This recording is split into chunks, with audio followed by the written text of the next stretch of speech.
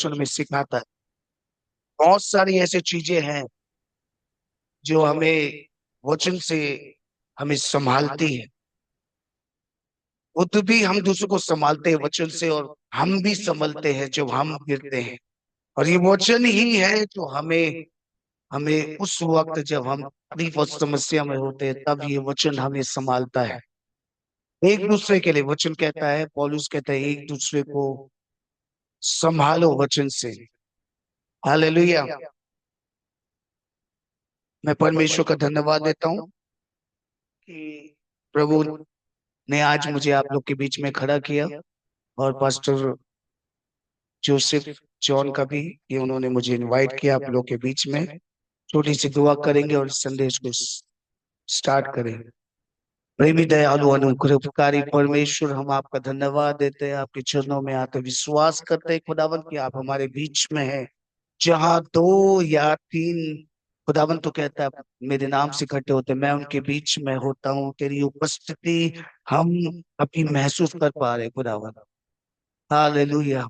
आज प्रभु भोर को हमारे कानों को खोलता है कि हम शिष्य के नाई तेरे वचन को सुन सके। आज जो यहाँ पर जितने भी लोग जो मीटिंग में जुड़े हुए खुदावन, तेरे बहुमूल्य जन है, तेरे लहू से खरीदे हुए लोग हैं। ये एक एक ऑर्डिनरी पीपल नहीं है। This is not the ordinary people, because you have paid for them God. आपने उनके लिए पैसे अदा किए हैं। वो पैसे हैं आपके खून की। आपने अपना खून बहाकर इन्हें खरीद लिया है खुदावन। आज की सुबह ये लोग तेरे तेरे इस वचन को सुनने के लिए आज यहाँ पर इकट्ठे हैं खुदावन।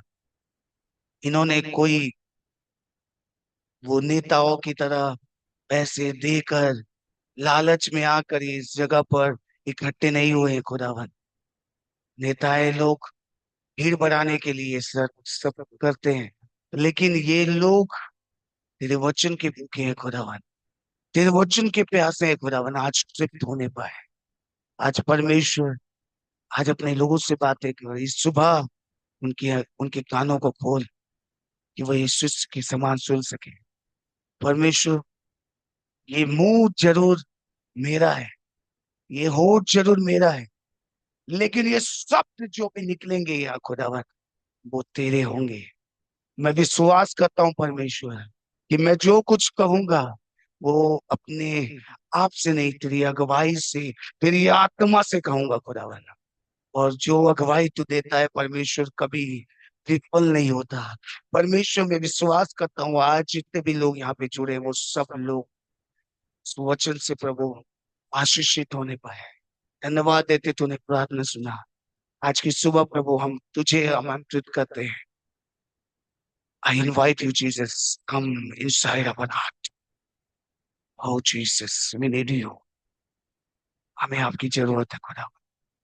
सारी बातों को तेरे हाथों में समर्पित कर, वचन की शिक्षा को, वचन के भेद को समझने के लिए हमें बुद्धि दे खुदावन, कि हम सीख सके, हम जान सके। तेरे वचन के प्रकाश को है, तेरे वचन खुलने से प्रकाश होता है खुदावन। आज वो प्रकाश में हमें चलने दीजिए खुदावन। धन्यवाद देते तूने प्रार्थना सुन। यीशु के नाम से सारी आशीष को मांगते हैं। प्रभु के लोग मिलके बोलेंगे आमेन। आमीन। आमीन। Okay, thank you, thank you, thank you so much for your response. मेरे पास जैसे कि एक चैलेंजिंग मैसेज है कि आज 45 मिनट्स के भीतर मुझे मैसेज को खत्म करना है। ओके, आइए हम परमेश्वर के वचन की ओर जाएं। वचन शुरुआत करने से पहले एक कहानी के साथ में स्टार्ट करूंगा। एक स्टोरी है। ये स्टोरी मुझे बहुत टच की जब ये मैं पढ़ रहा था। एक एक वक्त था जब दो लोग गार्डन में मुलाकात करते हैं। एक जिसकी उम्र करीब करीब 50 से ऊपर की थी, 60-70 कह सकते हैं, बूढ़ा सा व्यक्ति था। वो गार्डन में जाता है टहलने, ऐसे ही सुबह के वक्त। और दूसरा शख्स था, एक छोटा सा बच्चा। वो भी गार्डन में जाता है। दोनों की उम्र को देखे तो दोनों में बहुत काफी उम्र में फर्क थी। दोनों की उम्र में दोनों जन जाते हैं, गार्डन में बैठते हैं। गार्डन में बैठने के बाद वो जस्ट जो सीट पे बैठते हैं, दोनों एक दूसरे के सीट को, एक ही सीट को शेयर करते हैं। और बेंच पे बैठकर वो एक दूसरे से बातें करते हैं। वो पूछता है, बूढ़ा व्यक्ति पूछता है बच्चे से कि का नाम क्या है। वो बच्चा मुस्कुरा कर उससे बातें करता है। तब बूढ़ा व्यक्ति अपनी जेब से एक चॉकलेट निकाल कर उसे देता है, बच्चे को। बूढ़ा आदमी उसे बोतल से पानी देता है, और उसके रिस्पॉन्स में वो छोटा बच्चा उसे कहानियां और बहुत सारी ऐसी चीजें, स्टोरीज वगैरह वो एक दूसरे को शेयर करते हैं। बहुत सारी बातें उन दोनों में होती है। दोनों एक कम समय में, उसी वक्त में दोनों दोस्त बन जाते हैं। उम्र का सोचे तो एक 50 से ऊपर का उम्र है और एक छोटा सा बच्चा है। दोनों एक दूसरे से दोस्त हो जाते हैं, दोस्त बन जाते हैं। घर फिर वे लोग को उन लोग को पार्क से वे एक दूसरे को विदा लेते हैं, कहते हैं कि अब मुझे जाने का समय हो गया है। वो भी बोलता है, बच्चा मेरी मम्मी बुला रही होगी, मैं भी जाता हूँ। दोनों एक दूसरे से ये वादा करके कि हम फिर से मिलेंगे, ये वादा करके वो दोनों एक दूसरे से अलग जाते हैं। हम फिर कल मिलेंगे। घर पहुंचते ही छोटा बच्चा कहता है, ध्यान से सुनिएगा, ये बातें मुझे बहुत टच की। छोटा बच्चा कहता है, मम्मी मम्मी, आज मैं परमेश्वर से मिला। आज मैं परमेश्वर से मिला। मम्मी कहती है, तूने कहाँ परमेश्वर को देखा है? उसने कहा, आई आई सॉ गॉड। मैं परमेश्वर को देखा, मैं परमेश्वर से मुलाकात किया। उसके सुनहरे बाल थे। उसके बारे में वो करता है अपनी मम्मी से। उसके सुनहरे बाल थे, वो बहुत गोरा था। उसकी बातों में बहुत गंभीरता थी। जब वो मुझे कहानियां सुनाता तो मुझे ऐसा लगता कि उसकी गोद में मैं बैठा रहूं। और वो बहुत आनंद मिला मुझे उनके साथ बिताकर। उसी प्रकार वो बूढ़ा व्यक्ति भी जाकर अपने घर में अपने बेटे से कहता है, बेटा मैंने आज परमेश्वर से मुलाकात की। उसके बेटे ने कहा, परमेश्वर से आपने कहाँ मुलाकात की? ईश्वर से कहाँ मुलाकात की? उसने बोला, मैं पार्क में मिला उससे, पार्क में मिला। तो उसके बेटे ने यकीन नहीं किया। उसने कहा, वो एक छोटा सा बच्चा था। वो छोटा सा बच्चा था जिसकी आंखें बहुत सुंदर थी, जिसका चेहरे में मासूमियत थी। वो जब हंसता तो ऐसा लगता फूल खिल रहे हैं। ये दोनों जन एक जगह पर मुलाकात करते हैं, और इन्होंने कुछ समय में परमेश्वर को देख लिया। परमेश्वर को देख लिया। इनकी आंखें परमेश्वर को देखती है। इनकी आंखें परमेश्वर को खोजती है। आज की सुबह मैं आपसे इसी विषय में बात करने जा रहा हूँ। मेरा आज का संदेश है, आंखें खोल मेरे कि मैं देख सकूं। आंखें खोल मेरे कि मैं देख सकूं। ये मेरा आज का संदेश है। Open my eyes so I can see you Jesus. Open my eyes to see you Lord. आज उस बूढ़े व्यक्ति ने परमेश्वर को देखा। उस बच्चे ने परमेश्वर को देखा। किस रूप में देखा उसने? कई लोग परमेश्वर को फिल्मों में देखे हैं, मूवीज में देखे हैं, फोटोज में देखे हैं, और वही यकीन करते हैं। बच्चे जब छोटे से बड़े होते हैं, यही तालीम दी जाती है, यही शिक्षा दी जाती है, यीशु मसीह के लंबे बाल है, यीशु मसीह इस तरह से वस्त्र पहना करते हैं। लेकिन सही मायने में अगर देखा जाए, यीशु मसीह को किसी ने नहीं देखा है। अगर यीशु मसीह को देखना चाहते हो तो उन लोगों में ढूंढो जो आपके आसपास है।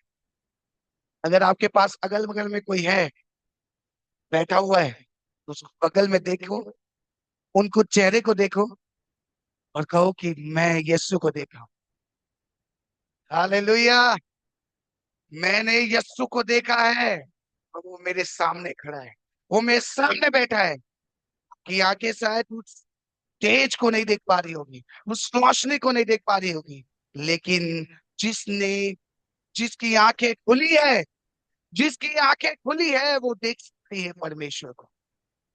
जिसकी आंखें बंद है, उसके सामने यीशु मसीह भी आ जाए तो बंद ही रहेंगे। आज आपको इसी विषय में मैं आज सिखाऊंगा।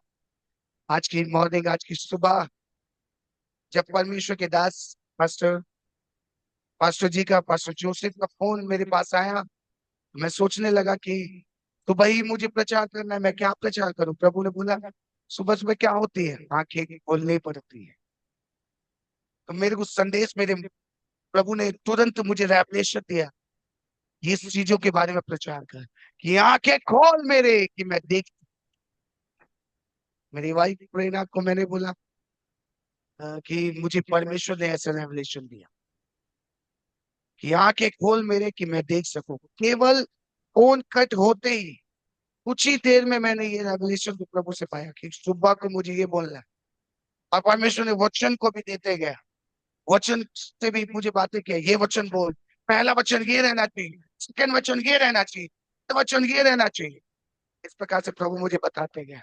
और मैं आप लोग को करीब कुछ अध्याय को, कुछ वचन को हम आज पढ़ेंगे और सीखेंगे कि परमेश्वर कैसे हमारी आंखों को खोलेगा। मेरे साथ निकाल ले, दूसरा राजा 6वां अध्याय का 17वां वचन पढ़ेंगे। क्या लिखा हुआ है?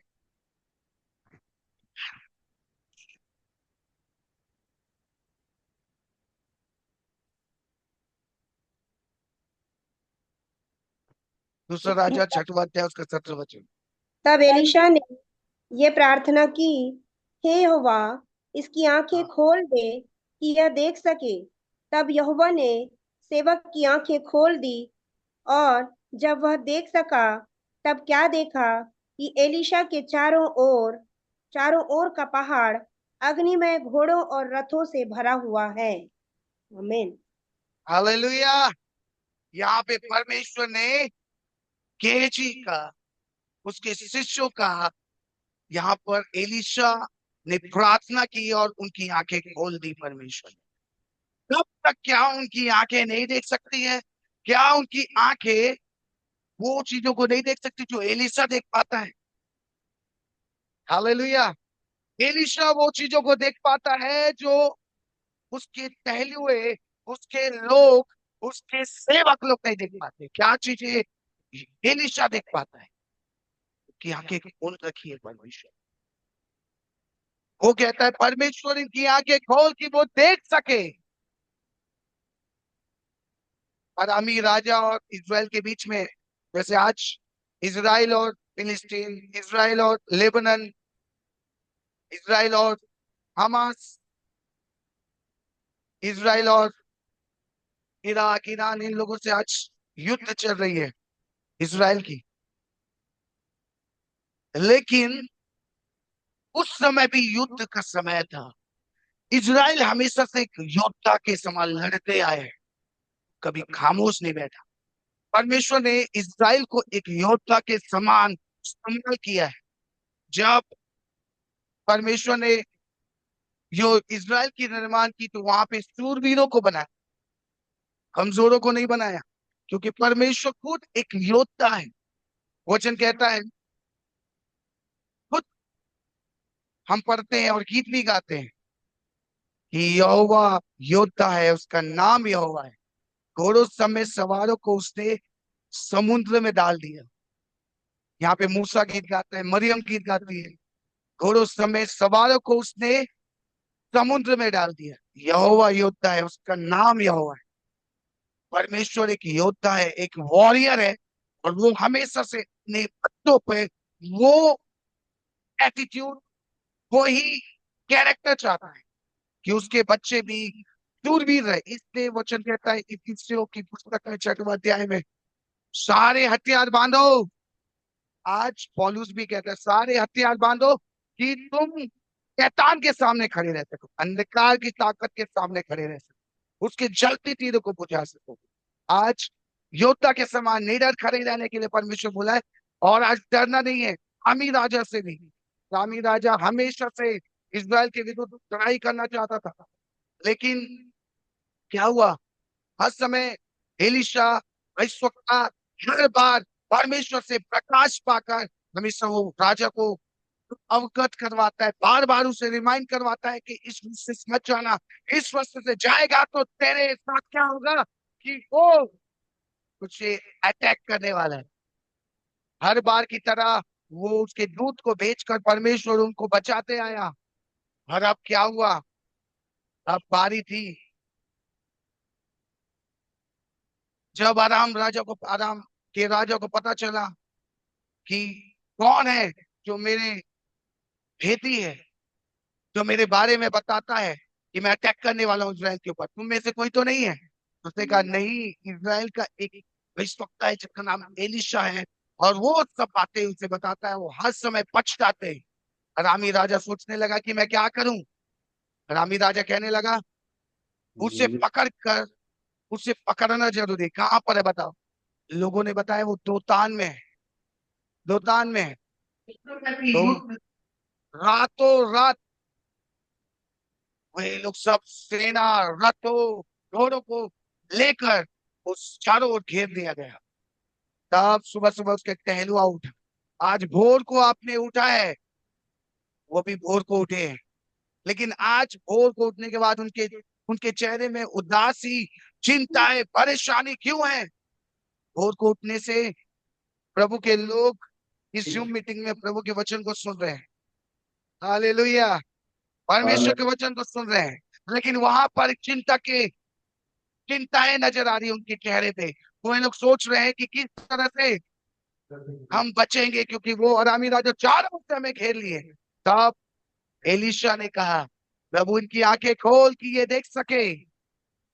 और जब परमेश्वर ने उनकी आंखें खोल दी, अब वो क्या देखे कि चारों ओर उनसे अधिक, उनसे अधिक, वो 1,000 है तो 10,000 घोड़ों और रथों से, वो भी अग्नि में घोड़े। उनके साधारण घोड़े हैं। जो लोग आक्रमण करने आए हैं वो लोग तो कच्चे खिलाड़ी हैं, जो परमेश्वर के लोगों के साथ लड़ने के लिए तैयार है। आज मैंने सुना कि यहाँ पे प्रेयर रिक्वेस्ट में कई पास्टरों के लिए प्रार्थना की गई। I am very happy. जब आप प्रार्थनाएं करते हैं पास्टरों के लिए, परमेश्वर बल देता है, परमेश्वर उन्हें ताकत देता है। जैसे यहाँ पे प्रार्थनाएं एलीशा के मुंह से निकली, हे परमेश्वर इनकी आंखें खोल, ये देख सके, तो परमेश्वर खोलता है। जब आप प्रार्थना करते हैं, सुरक्षा उस जगह, उस जगह पर सुरक्षा प्रबंध करने वाला परमेश्वर है। आपको पता है, आपको पता है कि आपको दिखाई नहीं देता कि आपके चारों ओर क्या है। जब चारों शैतान के भी घोड़े हैं, समय परमेश्वर के भी अग्निमय घोड़े आपकी रक्षा के लिए हैं। परमेश्वर के स्वर्गदूत भी आपकी रक्षा करने के लिए। आपकी आंखें संसार की चीजों को देख सकती है, एक सीमित के, जब तक परमेश्वर हम पर वो चीजें प्रकट नहीं करता, तब तक हम उसकी महिमा नहीं देख। जब तक परमेश्वर हमें हम पर वो प्रकट नहीं करता, तब तक उसकी महिमा नहीं देखता। ये साधारण को से हम परमेश्वर की महिमा नहीं देख सकते। अगर आप चाहते हैं कि परमेश्वर की महिमा देखे, तो आपको आत्मिक आंखों की बोलेंगे, मेरी आत्मिक आंखें खोल कि मेरी, मैं तुझे देख सकूं। आज वो बच्चे ने उस बूढ़े व्यक्ति में क्या देखा? परमेश्वर को देखा। हालेलुया। क्या आज आपकी आंखें भी परमेश्वर को देख सकती हैं? सुबह के समय जब आप खोलते हैं आंख, मोबाइल दिखता है, दीवारें दिखती है, लेकिन किसी ने सुबह उठते ही परमेश्वर को देखा है? कुरिन्थियों की पुस्तक, पहला कुरिन्थियों 2 अध्याय उसका 14 वचन, क्या लिखा है? पहला कुरिन्थियों 2 का 14।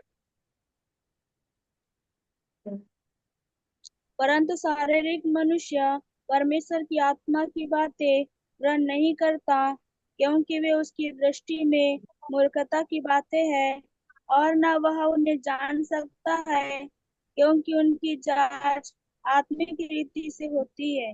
Hallelujah, thank you sister. परंतु शारीरिक मनुष्य परमेश्वर की आत्मा की बातों को ग्रहण नहीं कर पाता, वो चीजों को वो ग्रहण नहीं कर सकता, क्योंकि वो आत्मिक है, भेद भरा है, बड़ा रेवलेशन छुपा है। उस चीजों को आसानी से देखना पसंद करते हैं। कुछ लोग ऐसे होते हैं जो देखते हैं उसमें विश्वास करते हैं, लेकिन कुछ लोग वो हैं जो जिस चीज पे भी विश्वास करते हैं, वो चीजें जो होने वाली है। मैं कई बार अपने लाइव सेशन में, जब मैं यूट्यूब और फेसबुक लाइव करता हूँ, तो मैं हमेशा अपने लोगों को सिखाता हूँ कि आपकी आत्मिक आंखें, मतलब आपकी विश्वास की आंखों को खोलने की जरूरत है। जब आपको देखना है जो चीजें, जैसे आप चाहते हैं अपने लाइफ में, आप सुबह सुबह देखिए अपने घर के आगे, हो सकता है आपके घर में कार नहीं है, तो आपको देखना है कि मेरे घर में कार खड़ी है। कुछ लोग को लालच आ जाता है, हाँ कार। मैं कहता हूँ जिनको जरूरतें हैं, जैसे आपको क्या चीज की जरूरत, आपके घर में क्या चीज की कमी है, वो चीजों को देखे, वो खाली जगह को देखे और बोले यहाँ पे सोफा आ रहा है। अगर आपके घर में बाइक नहीं है तो बाइक देखे बाहर खड़ी हुई है, जब आप विश्वास की आंखों से देखेंगे वो चीजें आपके लिए हो जाए।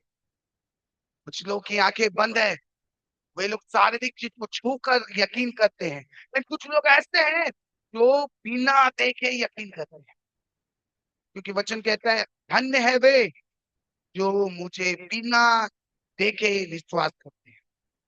कुछ लोग ऐसे हैं जैसे कि थोमा, जब तक यीशु मसीह के पंजर में उंगली ना डालूं, उसके हाथों की खेत में उंगली ना डालूं, तब तक यकीन नहीं करूंगा कि परमेश्वर ही वही यीशु मसीह जो मारा गया था, गाड़ा गया था, जी उठा वही है। क्योंकि उसके जख्मी हाथ होंगे, वो जख्मी था, क्योंकि वो सर से लेके पांव के नख तक उसके शक्ल पहचाना नहीं जाता था। इतना दर्दनाक मौत यीशु मसीह को दिया गया। लेकिन कई लोग देखकर जांच करते हैं, लेकिन आत्मिक लोग आत्मिक जांच करते हैं। जो आत्मा में रहते हैं वो आत्मिक जांच करते हैं। हो सकता है कि आपकी शारीरिक आंखें खुली हो, ध्यान से सुनिएगा मैं क्या कह रहा हूं।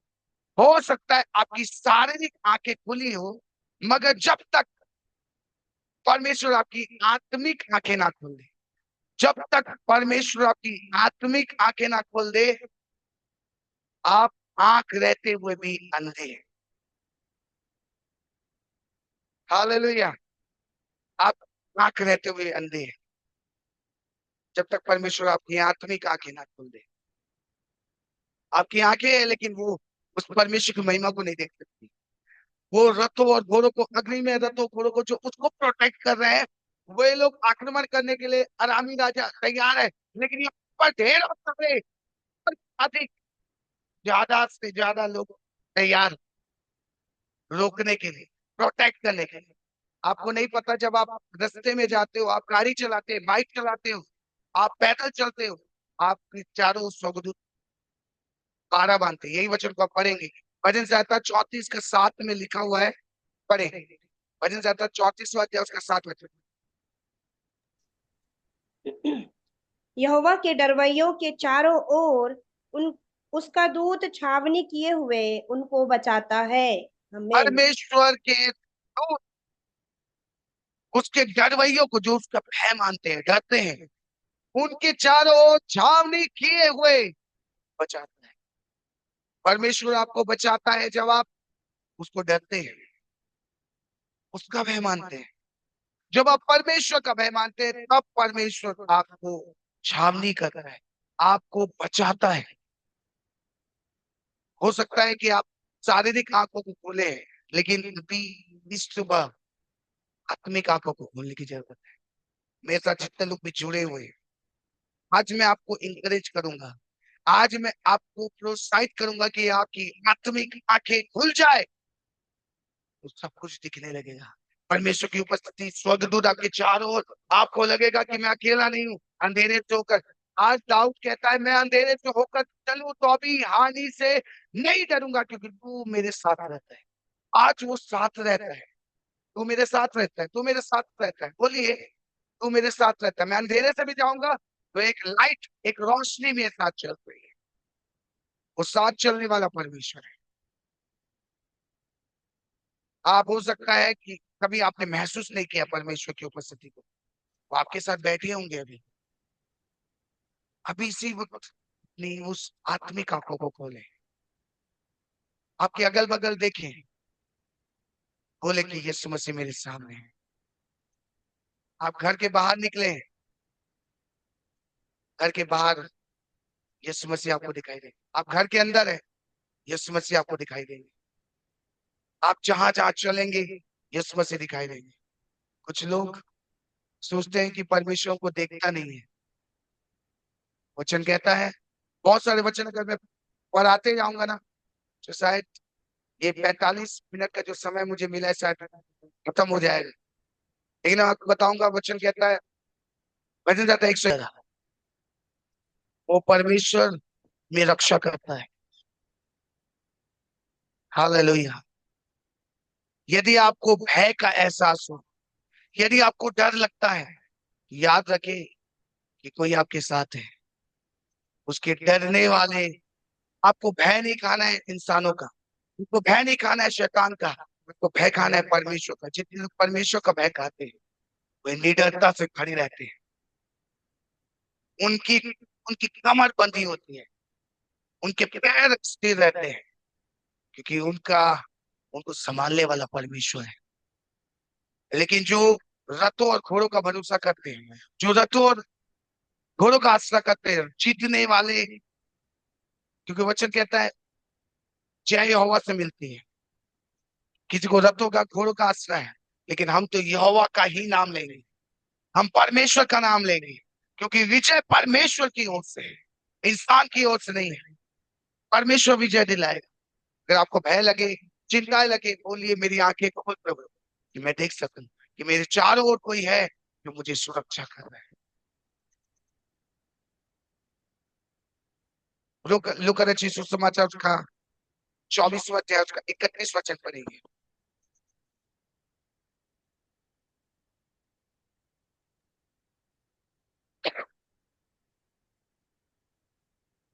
तब उनकी आंखें खुल गई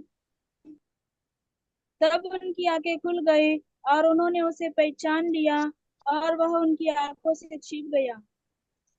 यहाँ पर लिखा है कि उनकी आंखें खुल गई, लेकिन अगर आप कुछ वचन पीछे जाकर आप 13 वचन से पढ़ेंगे, 13 वचन से जब आप पढ़ेंगे 24वां अध्याय, यहाँ पर यीशु मसीह के पुनरुत्थान के बाद, रेsurrection के बाद क्या हो रहा है, वो दो जन से मुलाकात करते हैं। इमाउस नामक एक गांव को जा रहे दो व्यक्ति को यीशु मसीह मुलाकात करते हैं। लेकिन उस समय क्या होता है, वो यरूशलेम से करीब 7 मील की दूरी पर था। जब वो उस रास्ते पे थे, आपस में कुछ बातें कर रहे थे, वो आपस में पूछताछ कर रहे थे कि यीशु मसीह उस वक्त आ गया उनके बीच में और उनके साथ ज्वाइन हो गया, उनके साथ पीछे चलने लगा, क्योंकि वे बातें कर रहे थे और उदास खड़े हुए थे। और हम देख सकते हैं इसमें, अगर हम पढ़ेंगे तो यहाँ पे लिखा है, यीशु ने उससे पूछा, सॉरी, यीशु मसीह उसके साथ चला, लेकिन उनकी आंखें ऐसी बंद कर दी गई कि उसे पहचान ना सके।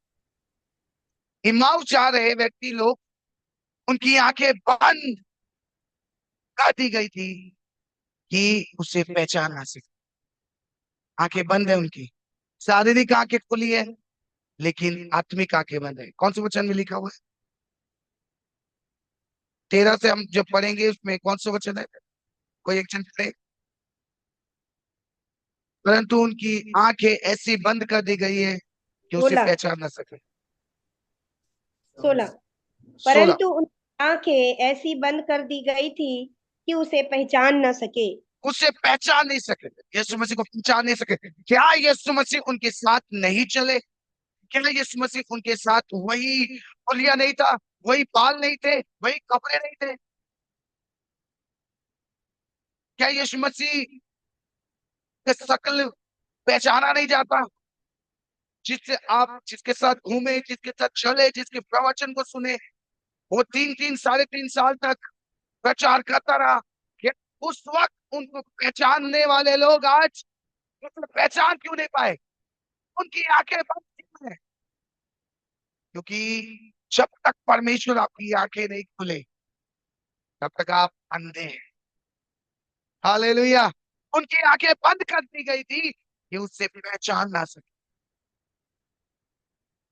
उससे बातें करते गया।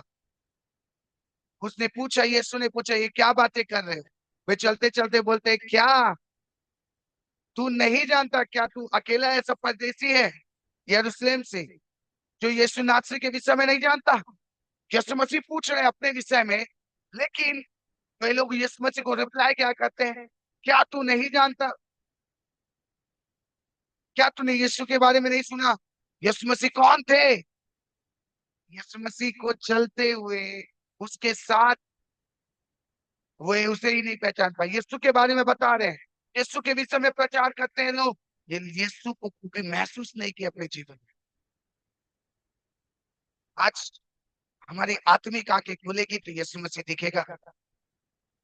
बंद है तो कहां से दिखेगा? बंद कर दी गई है तो कहां से दिखेगा? खुली रहेगी तो दिखेगा। तो आप यहाँ पर लिखी है 31 वचन में कि उनकी आंखें खुल गई और उन्होंने पहचान लिए। कब पहचाना? जब वे लोग इमाउस नामक गांव में पहुंचे और वहां पर वे लोग बोले, एक साथ रुक जा हमारे साथ। और उनके साथ वो बैठा, भोजन किया, रोटी रोटी तोड़ी। और जब वो रोटी तोड़ी तब उनकी आंखें, क्या चीज से याद आ रहा है आपको? रोटी से। ये यीशु मसीह है। तब वो पहचान गई, उनकी आंखें खुल गई, वो पहचान लिए कि वो कौन है। लेकिन यहाँ पे लिखा है उसके बाद वो गायब हो गए। यीशु मसीह भी इस प्रकार से हो सकता है, आपके सामने मौजूद है। हो सकता है आपके पास्टर के रूप में आपके बीच में है। हो सकता है आपके पास्टर पास्टर जोसेफ के रूप में आपके बीच में प्रचार कर रहे हैं। लेकिन कभी आपने उनके उनके उनको देखकर यीशु मसीह को नहीं देखा। हो सकता है वो आपके साथ बैठे, आपके साथ चले, आपके साथ उठे। कई बार हम रिस्पेक्ट नहीं देते, वो रिस्पेक्ट जो देना चाहिए। कई बार हम लोग लोगों के साथ घुल मिल जाते हैं। कई पास्टर बहुत फ्रैंक होते हैं, हम घुल मिल जाते हैं तो लोग उसे कमजोर सोचने लगते हैं, आसान से उसके साथ हंसी मजाक करते हैं। लेकिन क्या यीशु मसीह उस बीच आपके अगर ऐसे ही रूप लेकर या पास्टर अनोख रूप लेके आ जाए और आपको संदेश सुनाए, तो क्या आप यीशु मसीह को देख पा रहे हैं? क्या आप यीशु मसीह को देख पा रहे हैं?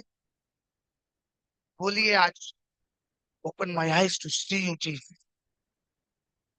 आंखें खोल मेरे, तुझे मैं देख सकूं। पुकारूं तुझे मेरे प्रभु। आंखें खोल मेरे, तुझे मैं देख सकूं। जगत का उजाला है तू। आंखें खोल मेरे कि मैं देख सकूं कि तू जगत का उजाला है। आंखें खोल मेरे कि मैं तुझे पहचान सकूं कि तू ही मुक्तिदाता है, उद्धार करता है, जिसने हमारे इस दुनिया में आया हमें बचाने के लिए। उसने कहा, हे निर्बुद्धियों, उस भविष्यवक्ताओं की बातों पर विश्वास नहीं किए। क्या तुम मंद बुद्धि हो कि मसीह ने दुख उठाकर अपनी महिमा में प्रवेश करे? बहुत सारी बातें मैं आज आपको आगे लेके जाऊंगा कुछ वचन में। जब हम पढ़ते हैं मत्ती सुसमाचार उसका 18वां अध्याय उसका 20 वचन।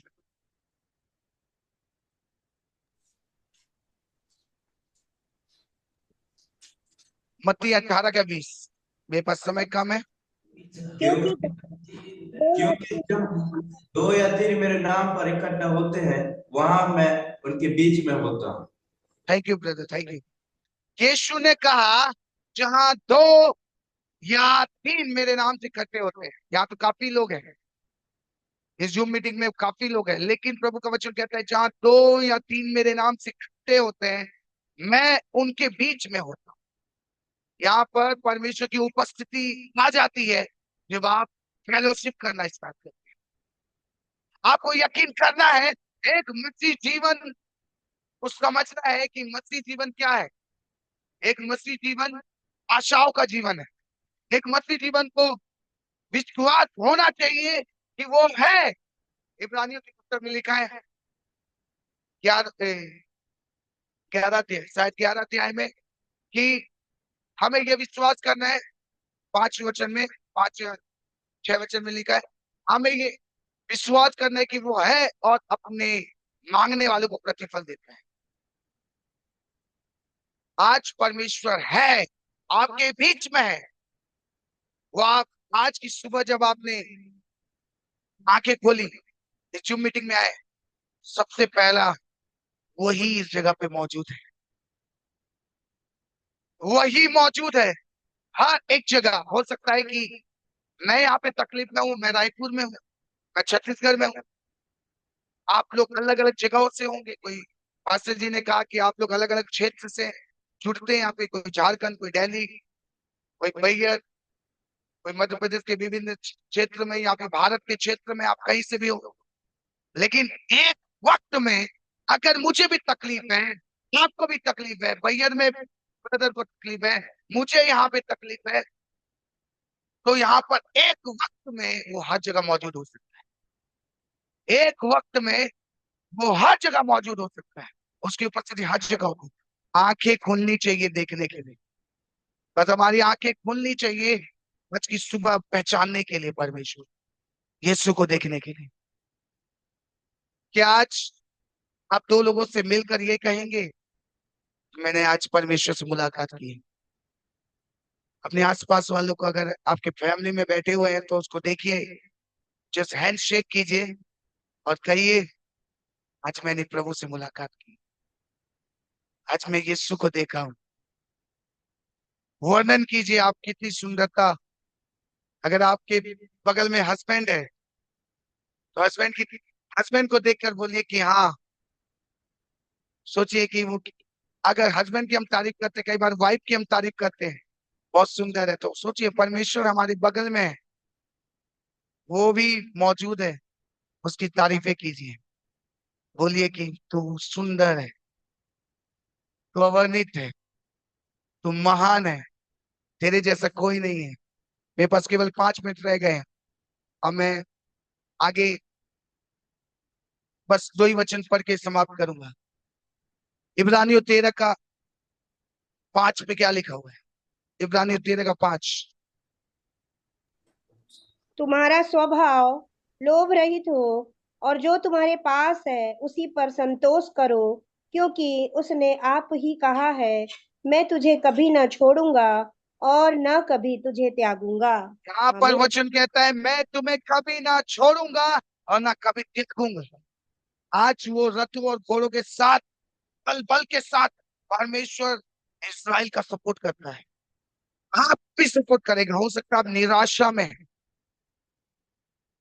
आप चंगाए जाते हैं, फाइनेंशियल बॉन्डेजेस है, पारिवारिक समस्याएं हैं, गर्भ का बंधन है, या भी कई ऐसी स्थितियां, गंभीर बीमारी है, कठिनाई है, समस्याएं हैं, बच्चे बात नहीं मानते,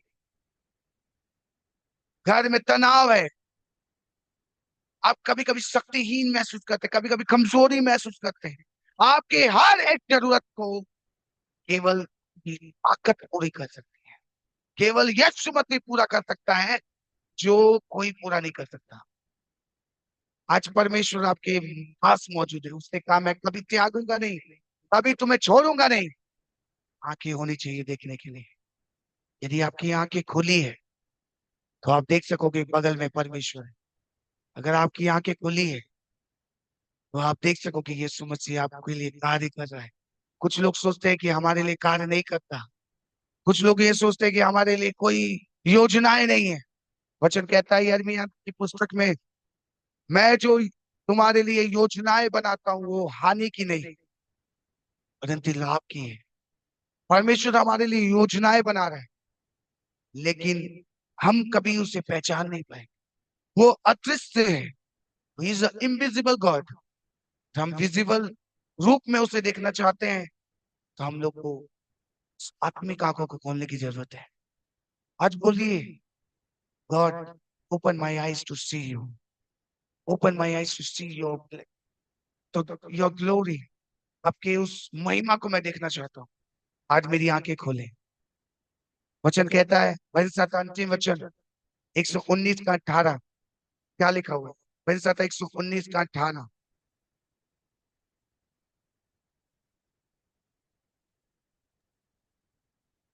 मेरी आंखें खोल दे, मेरी आंखें खोल दे कि मैं तेरी व्यवस्था की अद्भुत बातें देख सकूं। हालेलुया। यहाँ पे वचन का लेखक कहता है, केवल मेरे पास 2 मिनट बाकी है, मेरी आंखें खोल दे कि मैं तेरी व्यवस्था की अद्भुत बातें देख सकूं। देखिए, देखने के लिए कहता है मेरी आंखें खोल कि तेरी व्यवस्था की बातों को मैं देख सकूं। आज परमेश्वर के वचन को आज पढ़ना है कि देखना है? आज देखना है। आज बोले मेरी आंखें खोल के मैं देख सकूं। जब आप देखेंगे, जब आप पढ़ रहे होंगे वचन को सुबह के वक्त, शाम के वक्त, आफ्टरनून के वक्त, लेकिन आप पढ़ेंगे नहीं। पढ़ेंगे लेकिन केवल पढ़ेंगे नहीं, देखेंगे भी परमेश्वर की अद्भुत बातों को। परमेश्वर आपके लिए कुछ चीजों को रखा है। आज आपको देखने के लिए अपनी आत्मिक आंखों को खोलने की जरूरत है।